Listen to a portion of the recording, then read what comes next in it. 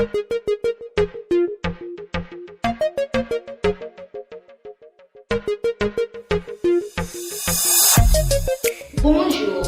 nous sommes ici à Azerty Informatique à la rencontre d'un community manager pour mieux faire connaissance avec ce nouveau métier né de l'évolution du Web 2 et plus particulièrement de l'émergence du social media.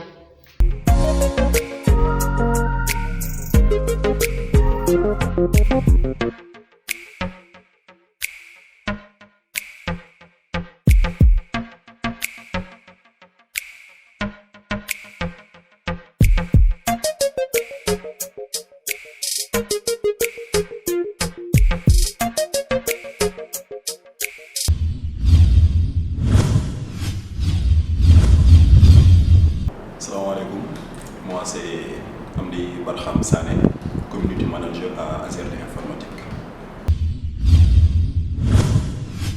Le community management, je pense que c'est une branche de la communication digitale.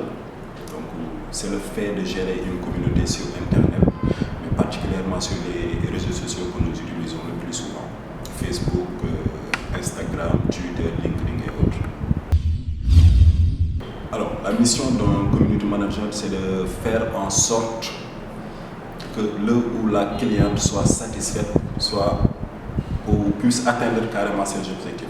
Ce que je veux dire, c'est que la mission est parfois définie par le client ou la cliente. C'est en fait elle ou il, le client ou la cliente, qui te définit tes objectifs et c'est à partir de là que le community manager doit tout faire pour atteindre les objectifs que le ou la cliente se fixe. C'est aussi simple que ça. Alors, les bonnes pratiques, peut-être je pense que ce n'est pas un concept sur lequel tout le monde est carrément d'accord. Parce que voilà, ça dépend en tout cas de l'objectif que ton client ou ta cliente s'est fixé. Les postes réguliers, qu'est-ce qu'on appelle postes réguliers? Est-ce faire des postes chaque jour? Est-ce faire des postes 2 jours? Est-ce faire des postes tous les 3 jours? Donc c'est en fonction de l'objectif que tu veux atteindre que tu te fixes les postes que tu appelles réguliers. Il y a peut-être certaines de ces pages qui ont besoin d'avoir des postes tous les jours. Certaines de ces pages peut-être n'ont pas besoin d'avoir des postes tous les jours. Donc c'est en fonction de ça que tu te fixes des objectifs et tu te dis que voilà ce que j'appelle des postes réguliers. Donc nous, c'est ce qu'on fait. Ça dépend de ce que veut la personne avec laquelle nous travaillons. Si la personne te dit que je veux une fréquence maximale, donc c'est à partir de ça que toi, tu te donnes les moyens d'assurer chaque jour un poste. Parfois même, il peut arriver que tu fasses chaque jour 2 publications.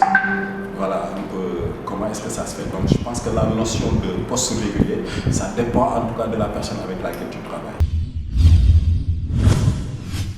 Bon, c'est d'abord la communauté que tu crées. C'est d'abord la communauté que tu crées et il faut aussi faire tout pour comprendre quelle est cette communauté-là, quels sont leurs sentiments, comment est-ce qu'elles réagissent ces personnes-là. C'est en fonction de ça que tu vas nouer une relation de confiance. C'est la base de la communication digitale, c'est la base du community management. Mais tu ne peux pas par exemple te dire que ok, moi je vais faire des posts n'importe comment, n'importe où et n'importe quand. Là tu rates carrément ta cible. Crée une communauté, gère ta communauté et fais tout pour comprendre comment est-ce que ta communauté accueille ou conçoit en tout cas tes publications. Je pense que si toutefois on arrive à comprendre ça et à essayer de tout faire pour garder cette relation de confiance entre le community manager et sa communauté, il n'y aura pas beaucoup de difficultés. Donc c'est comme ça que nous essayons en tout cas de gérer ces fans ou followers si vous voulez.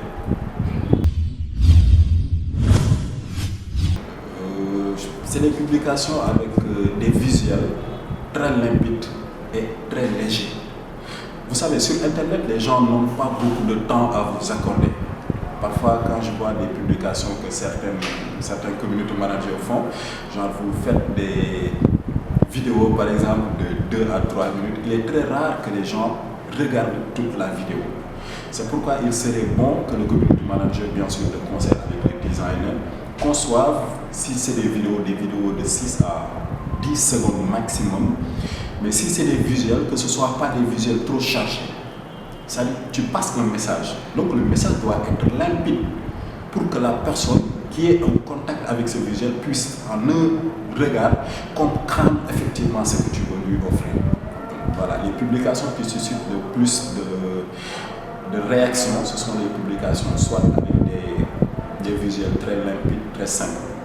Mais aussi parfois les publications qui ne sont pas accompagnées de visuels, c'est-à-dire des textes que tu fais, attirent beaucoup plus de réactions. Voilà. Mais l'essentiel est que ça soit court, vraiment concis et clair, quoi. Alors, je pense que la première des difficultés que nous rencontrons ici au Sénégal, c'est le problème de connexion. Voilà, parfois l'internet pose problème. L'autre chose est que celui qui se fait appeler community manager doit tout faire pour se départir de ses sentiments personnels. Il peut arriver à ce que parfois les réactions que nous recevons sur Facebook ne nous visent pas personnellement. Donc il est bon que le community manager sache en tout cas discerner ça. Donc je pense que là également c'est une difficulté que nous rencontrons le plus souvent. Et l'autre chose parfois aussi c'est les contraintes liées au sentiment de le ou la cliente avec laquelle nous travaillons. Voilà. Donc je pense que grosso modo ce sont les différentes contraintes que nous sommes confrontés. La formation de base c'est la communication digitale parce que maintenant c'est une branche qui est enseignée dans les universités publiques surtout. Il y en a certains aussi qui se forment dans le temps, c'est-à-dire des personnes qui sont en contact avec les smartphones, avec les ordinateurs et qui ont compris qu'on pouvait se faire de l'argent à travers les réseaux sociaux et ont commencé à s'auto-former, soit par internet ou à travers un ami et autres. Mais il faut d'abord être à l'aise avec les outils de l'informatique et de la communication, que ce soit les smartphones, les iPads, les tablettes et autres, mais aussi avec les ordinateurs. Il faut que l'on soit carrément à l'aise avec ces outils. À la base, certains pensent que le métier de community manager, c'est quelque chose peut-être d'anodin, c'est quelque chose qui ne demande pas une formation sérieuse et rigoureuse, alors que tel n'est pas le cas. Ça demande vraiment beaucoup d'efforts, ça demande beaucoup de travail, cause pour laquelle il est bon de faire en sorte d'être à l'aise avec tous ces outils avec lesquels on travaille, le téléphone portable, la machine et autres. Donc je pense qu'on a carrément besoin de se former et aussi maîtriser également les outils de traitement de texte, que ce soit Word, Excel, PowerPoint et autres. Voilà, je pense également qu'une petite connaissance en design également ferait beaucoup de bien à la personne en tout cas qui se réclame être community manager. On ne peut pas dire que voilà, tel est le salaire que doit en tout cas avoir un community manager parce qu'il y a deux types de community managers. Il y en a ceux qui sont dans le freelance, qui ont leur propre agence de communication digitale et qui travaillent en fonction de ce qu'on appelle peut-être des offres de services ou des prestations de services. C'est-à-dire qu'ils peuvent signer des contrats avec une société de sous-traitance ou avec une cliente ou un client directement. Donc son salaire ne peut pas être pareil avec le salaire d'une personne qui est community manager dans une agence d'informatique.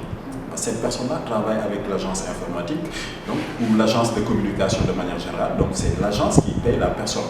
Par contre, la personne peut directement travailler avec son client. Donc c'est pourquoi on ne peut pas dire avec exactitude que voilà ce que le community manager doit gagner comme argent. Quelqu'un peut gagner jusqu'à 100 000 francs dans une journée avec une couverture médiatique. À travers Internet, il y en a qui se font énormément d'argent là-dedans et qui sont dans le freelance, c'est-à-dire qui sont liés aucunement avec une entreprise de communication. Voilà, mais c'est important quand même de dire que le métier de community manager maintenant commence à vraiment payer et il y en a beaucoup qui ont compris qu'on pouvait en faire carrément un métier et voilà, on s'y donne carrément à fond.